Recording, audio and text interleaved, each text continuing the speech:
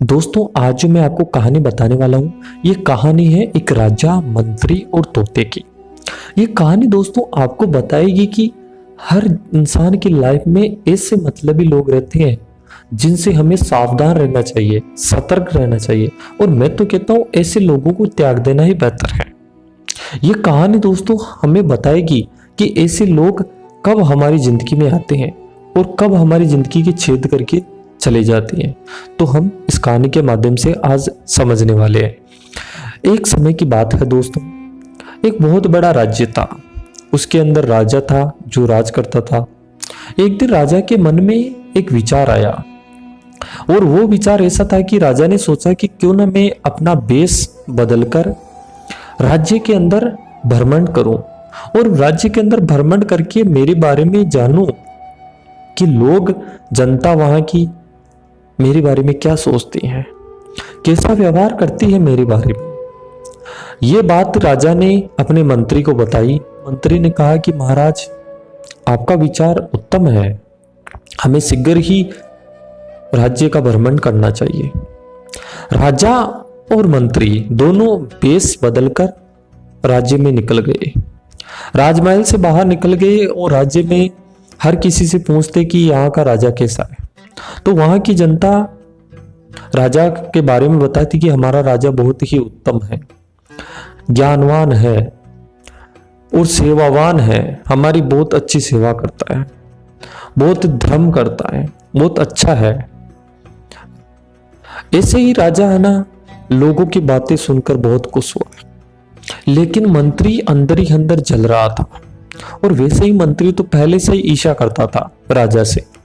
और मंत्री के मन में ये चल रहा था कि आज बहुत अच्छा मौका है कि राजा को मौत के घाट उतार दो, और राजा को मौत के घाट उतार कर और समस्त राज्य का राज मैं खुद करूं। ये मंत्री के मन में चल रहा था, और मंत्री ने पहले ही अपने हितैषियों को दक्षिण राज्य की तरफ भेज दिया था, और अपने हितैषियों को बोला कि मैं राजा को दक्षिण राज्य की तरफ लेकर आऊंगा, और आप वहां आते ही मौत के घाट उतार देना, फिर समस्त राज्य का हमारे अधिकार रहेगा, हम राज करेंगे। ऐसा मंत्री के मन में चल रहा था, और मंत्री ने प्लानिंग बना ली पहले से ही। और जब राजा को बिल्कुल भी शंका नहीं हुई कि ये मंत्री मेरे बारे में क्या सोच रहा है, बस वो भ्रमण कर रहे थे राज्य के अंदर, तब मंत्री बोला कि राजन महाराज, हमें दक्षिण दिशा का भी भ्रमण करना चाहिए, और हमें यह भी जानना चाहिए कि वहां की जनता हमारे बारे में क्या सोचती है, कैसा व्यवहार करती है। तब राजा को थोड़ा शंका होने लगी कि ये तो कुछ तो मेरे साथ गड़बड़ करने वाला है, ये मंत्री के अंदर कुछ तो चल रहा है। तभी राजा के मन में अपने जो तोता पाल रखा था उसकी 3 बातें याद आ गई। जो महल के अंदर तोता था, राजा को तोते ने 3 बातें बताई थी। पहली बात ये बताई थी तोते ने कि मतलबी लोग है ना, आपको पहले वे मतलबी लोग रहते हैं जो आपको खुश करने की कोशिश करेंगे, आपकी तारीफ करेंगे, आपको हर पल खुश करने की कोशिश करेंगे। दूसरे मतलबी वो रहेंगे जो आपको पहले तो खिलाएंगे पिलाएंगे, बहुत अच्छे अच्छे चीजें खिलाएंगे, फिर आपके साथ घूमेंगे, आपकी बड़ी तारीफ करेंगे। दूसरे मतलबी लोग ये रहते हैं। तीसरे मतलबी लोग वे रहते हैं जो आपको अचानक से आपके ऊपर प्यार बरसाने लगेंगे, कभी आपसे मिलने भी नहीं आते थे, वह अचानक से आपके पास आते हैं, प्यार से बातें करते हैं। तो समझ जाना कि इसको कुछ तो गरज है। ऐसे 3 प्रकार के मतलबी लोग तोते ने राजा को बताई थी, और राजा को याद आ गई। तब राजा मंत्री से कहा कि हम किसी और दिन दक्षिण राज्य का भ्रमण करेंगे, आज हम राजमहल लौट चलते हैं, क्योंकि आज मेरा अभी स्वास्थ्य अच्छा नहीं है।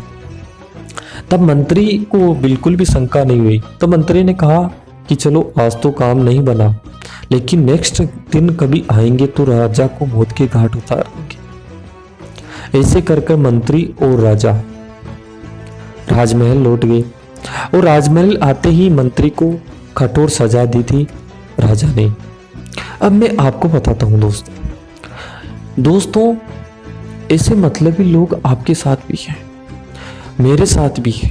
हर इंसान के साथ होते हैं, लेकिन इन लोगों से है ना हमें दूर रहना चाहिए।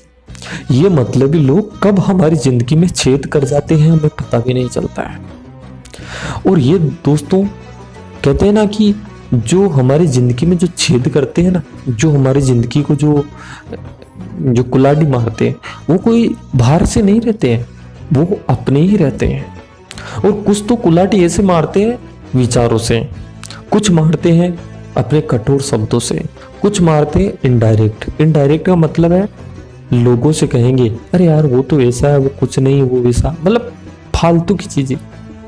लेकिन हम भी है ना इतने चूतिए हो जाते हैं, इतने चूतिए, जो ऐसे मूर्ख लोगों की बातें सुन सुनकर हम भी है ना अपने आप को वैसे ही कर लेते हैं।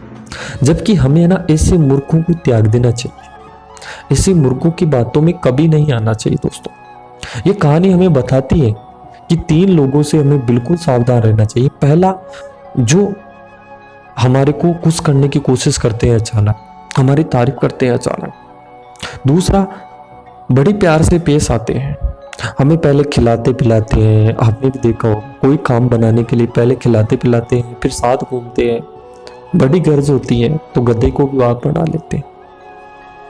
तीसरे, जो कभी है ना हमारी मुसीबत इतनी आई तब कभी आया ही नहीं, मिलने तक नहीं आया, और अचानक से आता है और प्यार से बातें करता है, प्यार बरसाने लगता है।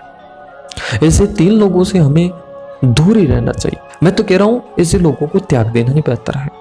मैं तो है ना ऐसे लोगों से 100 कोस दूर ही रहता हूं, लेकिन है ना हमें पता नहीं चलता है दोस्तों कि ये हमारे साथ है या नहीं है।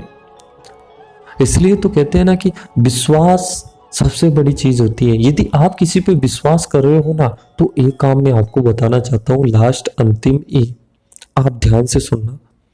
यदि आपने किसी पर विश्वास किया है ना, तो एक काम करना, अपना राज किसी को मत बताना।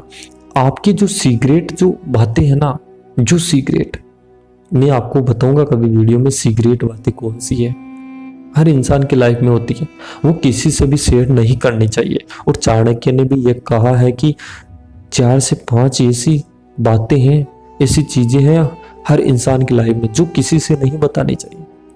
और अपना सीक्रेट किसी से विश्वास किया तो कभी मत बताना। वो कब आपका प्रेमी है लेकिन कब आपका दुश्मन बन जाएगा पता नहीं चलेगा। इसलिए यदि आपके पास कितनी भी जिगरी हो, उसे अपना सीक्रेट सिर्फ अपने तक ही रखो। रिश्ता रिश्ता की जगह होता है, प्रेम प्रेम की जगह होता है, लेकिन अपना लाइफ का जो सीक्रेट है वो बिल्कुल भी शेयर नहीं करना है।